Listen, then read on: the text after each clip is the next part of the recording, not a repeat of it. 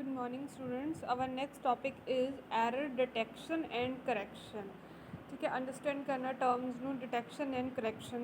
ਮੈਂ ਤੁਹਾਨੂੰ ਦੱਸਿਆ ਹੈ ਕਿ ਜਦੋਂ ਡਾਟਾ ਇੱਕ ਜਗ੍ਹਾ ਤੋਂ ਦੂਸਰੀ ਜਗ੍ਹਾ ਤੱਕ ਟਰੈਵਲ ਕਰਦਾ ਹੈ, ਤੁਸੀਂ ਇੱਥੇ ਬੈਠੇ ਹੋ, ਤੁਸੀਂ ਕੈਨੇਡਾ ਤੱਕ ਅਮਰੀਕਾ ਤੱਕ ਆਪਣਾ ਡਾਟਾ ਸੈਂਡ ਕਰਨਾ ਹੈ, ਤਾਂ ਕਿਆ ਹੁੰਦਾ ਰਸਤੇ ਦੇ ਵਿੱਚ ਕਿਉਂਕਿ ਲੌਂਗ ਟਰਾਂਸਮਿਸ਼ਨ ਕਰਕੇ ਕੁਛ ਬਿਟਸ ਕਰਪਟ ਹੋ ਜਾਂਦੀਆਂ ਹੈ ਜਾਂ ਫਿਰ ਡਾਟਾ ਹੈ ਜਿਹੜਾ ਚੇਂਜ ਹੋ ਜਾਂਦਾ ਹੈ, ठीक है, या लॉस हो जाता है, कुछ बिट्स ਜਿਹੜੀਆਂ लॉस हो ਜਾਂਦੀਆਂ ਤਾਂ ਉਹ ਅਸੀਂ ਡਿਟੈਕਟ ਕਰਨਾ। ਸਾਨੂੰ ਰਿਸੀਵਰ ਨੂੰ ਕਿਵੇਂ ਪਤਾ ਚੱਲੇਗਾ ਕਿ ਸੈਂਡਰ ਨੇ ਉਹੀ ਚੀਜ਼ ਸੈਂਡ ਕੀਤੀ ਹੈ ਜਿਹੜੀ ਮੈਨੂੰ ਰਿਸੀਵ ਹੋਈ ਹੈ ਜਾਂ ਫਿਰ ਮੈਨੂੰ ਸਹੀ ਹੋਈ ਰਿਸੀਵ ਹੋਈ ਹੈ, ਬੇਸ਼ੱਕ ਉਹਨੂੰ ਗਲਤ ਰਿਸੀਵ ਹੋਈ ਹੋਵੇ।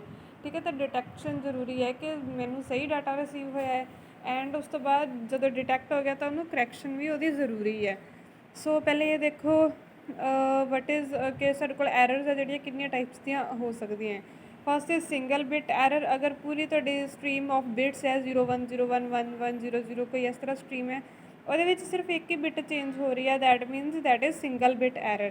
ਠੀਕ ਹੈ, ਡੈਫੀਨੇਸ਼ਨ ਤੁਸੀਂ ਖੁਦ ਕਰ ਸਕਦੇ ਹੋ। Means that only one bit of a given data unit is change from 1 to 0 ਔਰ 0 to 1। ਦੋ ਹੀ ਚੀਜ਼ਾਂ ਹੋ ਸਕਦੀਆਂ, ਜਾਂ 0 to 1 ਹੋਏਗਾ ਜਾਂ 1 to 0 ਹੋਏਗਾ। ਸੈਕਿੰਡ ਟਾਈਪ ਹੈ burst single bit error. Burst ਹੁੰਦਾ ਜ਼ਿਆਦਾ। When two or more bits are changed, that means there is burst error. The term burst error means two or more bits in the data unit have changed from 1 to 0 or 0 to 1।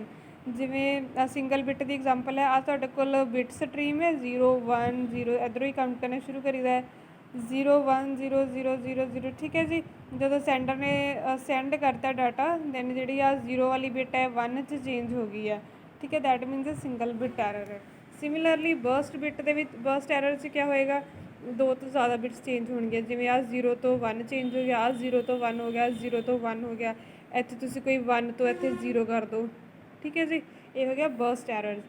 ਉਸ ਤੋਂ ਬਾਅਦ ਇਹਨਾਂ ਦੀ detection ਕਿੱਦਾਂ ਕਰਨੀ ਹੈ receiver ਨੇ, ਕਿ ਮੈਨੂੰ ਜੋ ਡਾਟਾ ਰਿਸੀਵ ਹੋਇਆ ਹੈ ਉਹਦੇ 'ਚ ਪ੍ਰੋਬਲਮ ਹੈ, ਉਹਦੇ 'ਚ ਐਰਰ ਹੈ, ਉਹ ਕਰਪਟਡ ਡਾਟਾ ਹੈ। ਠੀਕ ਹੈ, ਇਹਦੇ ਲਈ ਡਿਟੈਕਸ਼ਨ ਦੇ ਲਈ ਇੱਕ ਕੰਸੈਪਟ ਆਪਾਂ ਯੂਜ਼ ਕਰਦੇ ਹਾਂ, ਰਿਡੰਡੈਂਸੀ।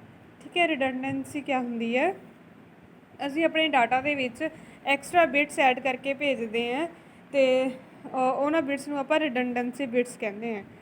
ਠੀਕ ਹੈ, ਇਹ ਕੰਸੈਪਟ ਦੇਖੋ ਕਿਵੇਂ ਵਰਕ ਕਰਦਾ ਹੈ। ਈਜ਼ੀਲੀ, ਬਹੁਤ ਈਜ਼ੀ ਟੋਪਿਕ ਹੈ, ਮੈਂ ਆਰਾਮ ਨਾਲ ਇੱਕ ਦੋ ਟੋਪਿਕ ਕਰਵਾਉਂਗੀ ਅਤੇ ਤੁਹਾਨੂੰ ਸਮਝ ਆਏਗਾ। Instead of repeating the entire data stream, a shorter group of bits may be appended मतलब ऐड करके भेजना। shorter group of bits may be appended to the end of each unit. This technique is called redundancy. To add extra bit to your data is called redundancy. ठीक है, the example definition लिख लियो चाहे। सो ਰਿਡੰਡੈਂਸੀ ਦਾ concept ਕਿਵੇਂ work ਕਰਦਾ ਹੈ, ਪਹਿਲੇ ਵੈਸੇ ਰਿਡੰਡੈਂਸੀ ਦੇਖ ਲਓ, ਉਸ ਤੋਂ ਬਾਅਦ ਤੁਹਾਨੂੰ ਪਤਾ ਲੱਗੇਗਾ ਕਿ ਰਿਡੰਡੈਂਸੀ ਕਿਆ ਚੀਜ਼ ਹੈ ਜਾਂ ਰਿਡੰਡੈਂਸੀ ਕਿਵੇਂ ਵਰਕ ਕਰਦੀ ਹੈ। ਇਹ ਹੈਗਾ ਤੁਹਾਡਾ ਸੈਂਟਰ ਸਾਈਡ। ਸੈਂਟਰ ਨੇ ਆ ਬਿਟਸ ਸੈਂਡ ਕਰਨੀਆਂ ਹੈ। ਠੀਕ ਹੈ, ਇਹਨਾਂ ਬਿਟਸ ਦੇ ਉੱਪਰ ਕੋਈ ਫੰਕਸ਼ਨ ਲਗਾਉਂਗੇ, ਕੋਈ ਐਲਗੋਰਿਥਮ ਲੱਗਿਆ ਜਾਏਗਾ, ਜੋ ਰਿਸੀਵਰ ਸਾਈਡ ਵੀ ਉਹੀ ਹੋਏਗਾ ਅਤੇ ਸੈਂਟਰ ਸਾਈਡ ਵੀ ਉਹੀ ਫੰਕਸ਼ਨ ਵਰਕ ਕਰੇਗਾ। ਠੀਕ ਹੈ, ਇਹ ਲਗਾ ਲਿਆ, ਇਹ ਤੁਸੀਂ ਉਹਨੇ ਡਾਟਾ ਸੈਂਡ ਕਰਨਾ ਹੈ, ਕੋਈ ਜਨਰੇਟਿੰਗ ਫੰਕਸ਼ਨਸ ਨੇ ਜਾਂ ਕੋਈ ਫੰਕਸ਼ਨ ਜਾਂ ਕੋਈ ਐਲਗੋਰਿਥਮ ਲਗਾ ਕੇ ਆਹ ਬਿਟਸ ਜਨਰੇਟ ਕਰਤੀਆਂ। ਠੀਕ ਹੈ, ਹੁਣ ਅਗਰ ਆਹ ਡਾਟਾ ਹੈ, ਇਹਨੂੰ ਜਿੱਥੇ ਮਰਜ਼ੀ ਅਸੀਂ ਉਹੀ ਫੰਕਸ਼ਨ ਲਗਾ ਕੇ, ਉਹੀ ਮੈਥਡ ਲਗਾ ਕੇ ਜਦੋਂ ਵੀ ਫੰਕਸ਼ਨ ਲਗਾਉਂਗੇ ਤਾਂ ਆਹੀ ਬਿਟਸ ਜਨਰੇਟ ਹੋਣੀਆਂ ਹੈ 1 0 1 1 0 1। ਠੀਕ ਹੈ, ਚਾਹੇ ਸੈਂਡ, ਫਿਰ ਰਿਸੀਵਰ ਸਾਈਡ ਵੀ ਜਦੋਂ ਇਸ ਡਾਟਾ ਦੇ ਉੱਪਰ ਫੰਕਸ਼ਨ ਲਗਾਏਗਾ ਤਾਂ ਉਹਦੇ ਕੋਲ ਵੀ ਆਹੀ ਬਿਟ ਜਨਰੇਟ ਹੋਣੀ ਹੈ। ਠੀਕ ਹੈ, ਇਨ ਬਿਟਵੀਨ ਕਿਤੇ ਹੋਰ ਚੈੱਕ ਕਰਨਾ ਹੋਵੇ ਤਾਂ ਵੀ ਸਮਝ ਆਇਆ ਨਾ। ਇਸ ਬਿਟਸ ਦੇ ਉੱਪਰ ਫੰਕਸ਼ਨ ਲਗਾਉਂਗੇ, ਜਿਹੜਾ ਮਰਜ਼ੀ ਕੋਈ ਬੰਦਾ ਫੰਕਸ਼ਨ ਲਗਾ ਲਵੇ, ਰਿਸੀਵਰ ਸਾਈਡ ਸੈਂਟਰ ਸਾਈਡ, ਤਾਂ ਬਿਟਸ ਦਾ ਰਿਡੰਡੈਂਸੀ ਆਹੀ ਜਨਰੇਟ ਹੋਣੀ ਹੈ ਨਾ, ਇੱਕ ਫੰਕਸ਼ਨ ਨਾਲ ਹਮੇਸ਼ਾ ਇੱਕ ਹੀ ਬਿਟਸ ਜਨਰੇਟ ਹੋਣਗੀਆਂ। ਠੀਕ ਹੈ, ਤਾਂ ਇਹ ਬਿਟਸ ਅਸੀਂ ਡਾਟਾ ਦੇ ਨਾਲ ਐਡ ਕਰਕੇ ਭੇਜਣੀਆਂ, ਅਪੈਂਡ ਕਰਕੇ ਭੇਜਣੀਆਂ। ਆ ਡਾਟਾ ਹੋ ਗਿਆ ਅਤੇ ਆਹ ਅਪੈਂਡਿੰਗ ਬਿਟਸ ਹੋ ਗਈਆਂ। ਰਿਸੀਵਰ ਨੂੰ ਸੈਂਡ ਕਰਤਾ ਡਾਟਾ।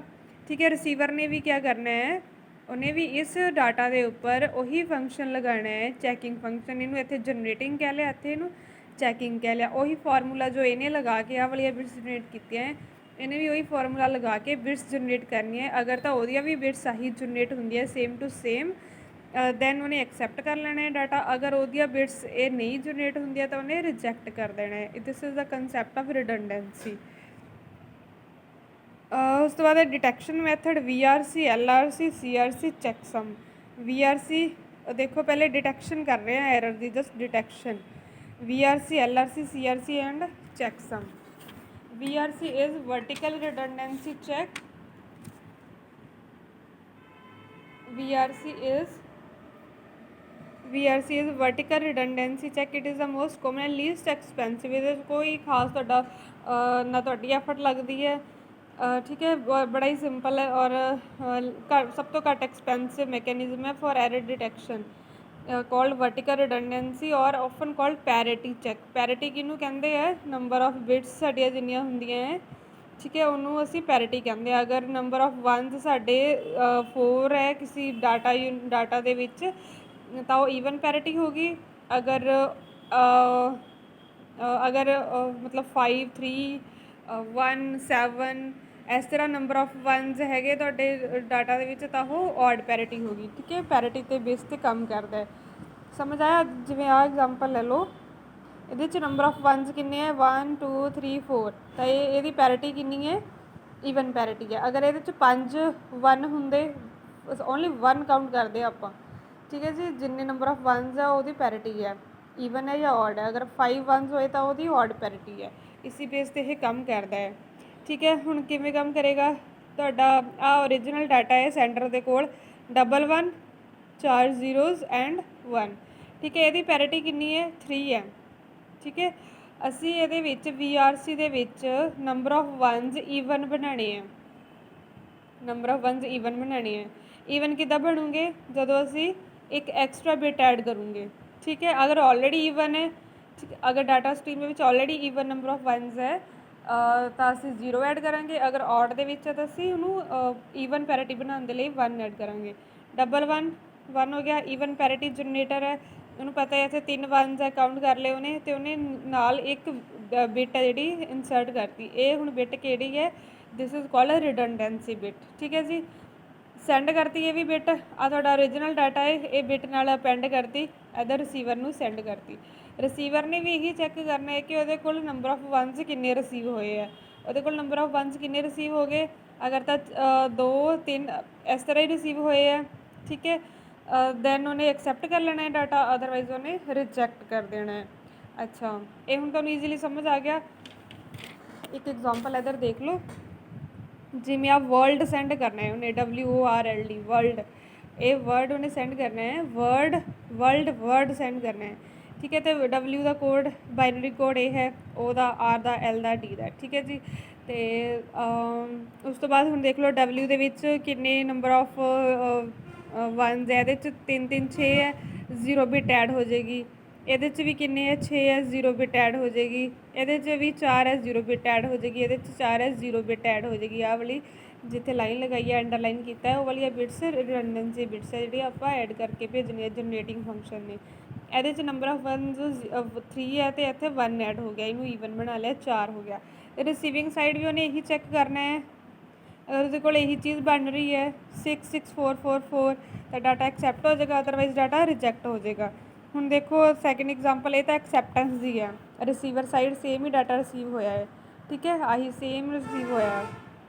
उन्हें चैक कर लिया तो वो इतने 3 ही वनस थे, तो उन्हें वो जनरेटिंग फंक्शन ने 1 जनरेट किया है, दैट मीनस आही चीज़ बनती है 6 6 4 4, इतने भी 6 6 4 4 है।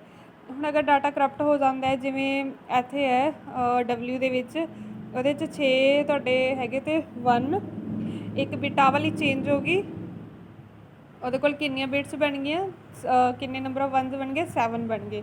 ਬਾਕੀ ਸਾਰਾ ਸੇਮ ਹੈ, 7 6 5 ਐਂਡ 4 5 4 4, ਇੱਕ ਬਿਟ ਇੱਥੇ ਚੇਂਜ ਕੀਤੀ ਹੈ, ਠੀਕ ਹੈ। ਇਹਦੇ ਕੋਲ ਇੱਥੇ ਨੰਬਰ ਆਫ ਵਨਸ 4 ਚਾਹੀਦੇ ਤੇ ਇੱਥੇ ਇੱਕ ਹੋਰ ਐਕਸਟਰਾ 0 ਹੈ ਜਿਹੜਾ 1 ਦੇ ਵਿੱਚ ਚੇਂਜ ਹੋ ਗਿਆ, ठीक है। That means data is receiver come to know that data is corrupted and receiver will discard that data and receiver will ask for the retransmission कि मैंने दोबारा रीट्रांसमिट करो डाटा।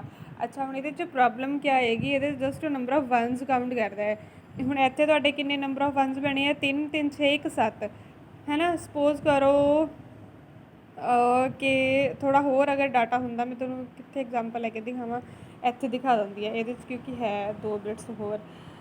ਇੱਥੇ 3 ਐਂਡ 4 4 1 ਹੈ ਇੱਥੇ, ਠੀਕ ਹੈ। ਇੱਕ ਬਿਟ ਆ ਚੇਂਜ ਹੋ ਗਈ ਤਾਂ 5 ਆ ਗਿਆ। ਸਪੋਜ਼ ਇੱਕ ਬਿਟ ਆ ਵੀ ਚੇਂਜ ਹੋ ਜਾਂਦੀ ਤਾਂ ਕਿੰਨਾ ਹੋ ਗਿਆ 3 ਐਂਡ 3 4 5 6 6 ਹੋ ਗਿਆ।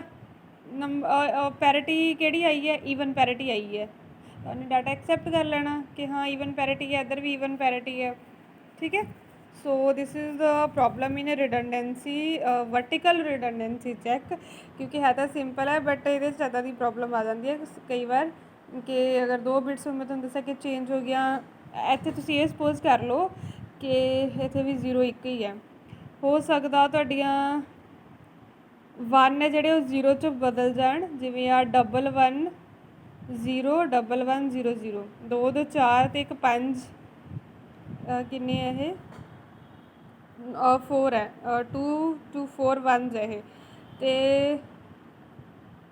ਅਤੇ ਸਿੰਪਲ ਮੈਂ ਤੁਹਾਨੂੰ ਇੱਥੇ ਸਮਝਾ ਦਿੰਦੀ ਹਾਂ। ਜਿਵੇਂ ਮੇਰੇ ਕੋਲ 0 1 0 0 1 ਇਸ ਤਰ੍ਹਾਂ ਡਾਟਾ ਪਿਆ ਹੈ। ਮੇਰੇ ਕੋਲ ਨੰਬਰ ਆਫ 1s ਕਿੰਨੇ ਆ 2 ਹੈ, ਅਤੇ ਅਪੈਂਡਿੰਗ ਬਿਟ ਮੈਂ 0 ਹੀ ਐਡ ਕਰਕੇ ਭੇਜੂੰਗੀ ਕਿਉਂਕਿ ਆਲਰੇਡੀ ਈਵਨ ਪੈਰਿਟੀ ਹੈ। ਤਾਂ ਹੁਣ ਇਹ ਸਪੋਜ਼ ਕਰ ਲਓ ਕਿ ਤੁਹਾਡੀਆਂ ਜ਼ੀਰੋਜ਼ ਹੈ ਜਿਹੜੀਆਂ ਉਹ ਵੀ 1 ਹੈ ਜਿਹੜੇ 0 'ਚ ਚੇਂਜ ਹੋ ਗਏ, ਅਤੇ 0 'ਚ ਮਤਲਬ ਕੋਈ ਵੀ ਐਗਜ਼ਾਮਪਲ ਲੈ ਸਕਦੇ ਤੁਸੀਂ 1 0 ਈਵਨ ਪੈਰਿਟੀ ਬਣਾਉਣੀ ਹੈ ਜਸਟ, ਅਤੇ ਆਹ 0 1 'ਚ ਚੇਂਜ ਹੋ ਗਿਆ, ਆਹ 0 ਅਤੇ ਆਹ ਵੀ 0 ਦਾ 0। ਡਾਟਾ ਤਾਂ ਚੇਂਜ ਹੋ ਗਿਆ ਨਾ ਬਟ ਨੰਬਰ ਆਫ 1s ਕਿੰਨੇ ਰਹੇ 2 ਹੀ ਰਹੇ ਹੈ, ਮਤਲਬ ਈਵਨ ਪੈਰਿਟੀ ਰਹੀ ਹੈ। ਸੋ ਇਹ ਵੀ ਕਰਪਟਡ ਡਾਟਾ ਹੈ ਬਟ ਕਿਉਂਕਿ ਓਰੀਜਨਲ ਫਾਰਮ ਦੇ ਵਿੱਚ ਨਹੀਂ ਹੈ। So this is the drawback of VRC। Okay ਠੀਕ ਹੈ, ਨੈਕਸਟ ਆਪਾਂ ਗੱਲ ਕਰਾਂਗੇ।